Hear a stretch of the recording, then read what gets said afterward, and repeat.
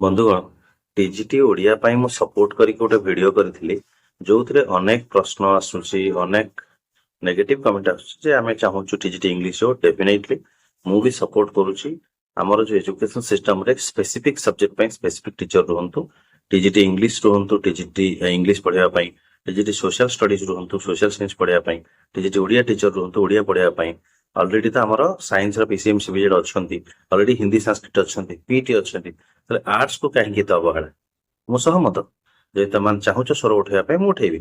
କାହିଁକି ନା ଆଦର୍ଶ ବିଦ୍ୟାଳୟରେ ବି ତମେ ରଖିଛ ସ୍ପେସିଫିକ ସ୍କିଲ ବାଲା ଟିଚର, ରାଇଟ?